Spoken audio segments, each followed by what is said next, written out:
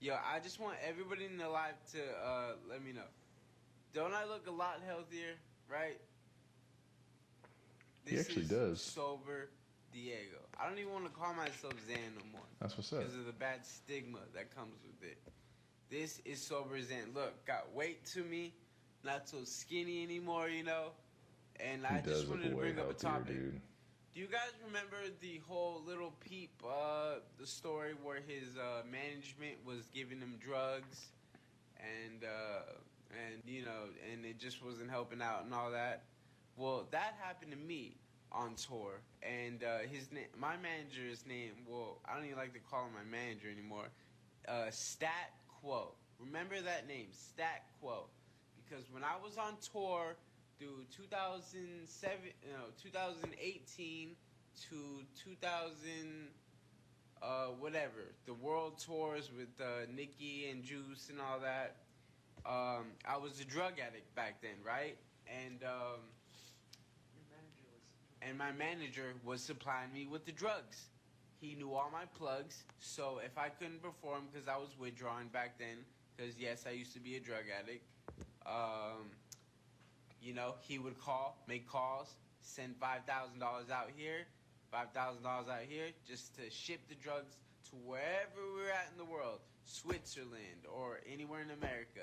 And he's gonna act like All right, before we get too further into this, I just got to add that although that is definitely facilitating on his manager's end, you know what I mean, making the calls, getting the work sent out, whatever. But I feel like Lil Xan probably isn't taking as much accountability as he should, because I'm sure if he was actually, he just claimed that he was addicted to drugs and he was withdrawing. So I'm pretty sure he was asking his manager, like, man, like telling his manager, like, I need drugs. I need drugs. Obviously, he probably wanted them too. Now, I'm not saying it makes what his manager did okay, but we all know that a drug addict is going to be desperate to get drugs. So he was also probably trying desperately to, like, drugs himself. And so I'm sure he asked his manager, like, dude, told his manager, I need drugs. And so, I'm sure there's a part of him that really wanted those drugs too. And it was probably like more of a team effort. But let's just get further into the story. he didn't do that, like a fucking hypocrite. And I'm really feeling like I should take him to court, right? Because that was the time I almost died from the drugs. I was so skinny, unhealthy. Yeah, but his name is Stat Quo. I'll even fucking pin this right here. Yes, Stat Quo. Also, he took my car away too. That I paid that the majority of the money. How ironic. Peeps my fucking cover too.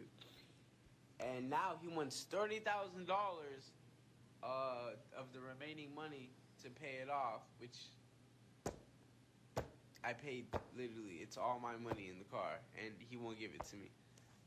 And that's not even the real reason. I almost died on tour multiple times from him supplying Damn. me drugs anytime I needed it because I couldn't perform if I was withdrawing. See? And Look, he just said it himself. He said he supplied me drugs. So you're mad at your manager for being your drug dealer. And then he also followed up with saying, every time I needed it. He's not saying like I was trying to quit and my manager would pop up with drugs and say, here, take these. He's saying like I needed the drugs. He clearly wanted them. And obviously his manager was just giving him what he wanted. So I feel like he's not taking full accountability. But once again, let's let him get his story out. I've always wanted to make this case known. He is a terrible fucking human being. You know. He even had a doctor that gave him prescriptions. And yeah. That's all me in the background. It just sucks. The industry just sucks, and that's a big reason why I haven't dropped another album. Is because it put such a bad taste after I got sober.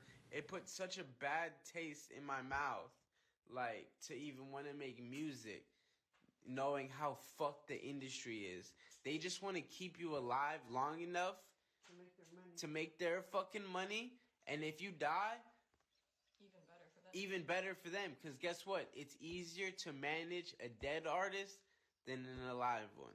And that's what sucks about the Juice WRLD situation, It's because Juice was one of the most talented fucking people, and now they have his whole catalog of music that did. And who knows if that's even what Juice's vision was. Like, you know what I mean? Shout out to Juice, one of the most amazing artists. Shout out X. X didn't die, obviously, from drug-related issues.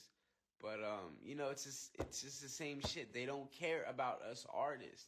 And that's why it's hard and almost traumatizing to make music at this point. And that's why I'm trying to find my love again for it. You guys can tell that I am sober. I don't look skinny anymore. I've gained weight. Like, the way I present myself. But yeah, Stat Quo, lawyer up, because seriously, I'm coming for you, bro. I'm literally coming for you. That's fucked up. It's really fucked up what you did to me, man. Really, it really is. And then when he felt that I was useless to him, moved me way out an hour away to a city called Corona, California, just not to deal with me anymore. And that's when the drug problem got even worse, because I felt depressed that I was so far away from LA, and it just spiraled out of control.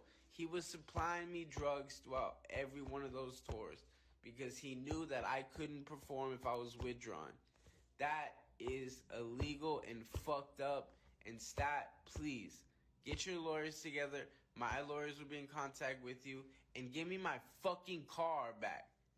It's all my money put into the fucking... I don't know. I don't really love that. It's just he's not taking his own accountability because you made the decision to take the drugs. Granted, maybe he was under 18. I don't know how old he is. Let me see if I can find out. So, Lil Xan age. He's 25.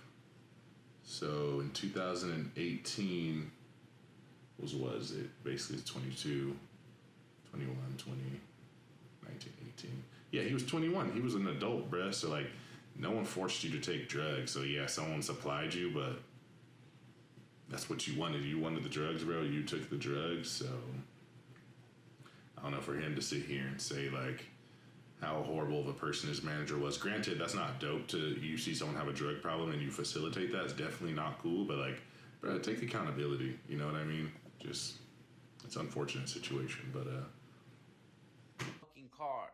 And you want the rest of the $30K? Are you kidding me?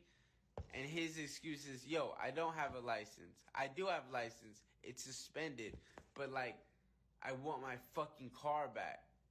Jesus Christ, bro. I never wanted to go public about this, but I had a very, very interesting convo with him on the phone right now, where he was just nonstop yelling at me saying, I didn't sell you drugs. We have screenshots. My homies kept those screenshots because they knew that one day this was going to happen, you know, and also in case if I died. So, yeah, fuck you, Stat. Fuck you, CIU Records. Whatever the fuck your stupid record label name is. And, yeah, I was the only artist that you ever had that ever made anything of himself. I don't know who else you have, but...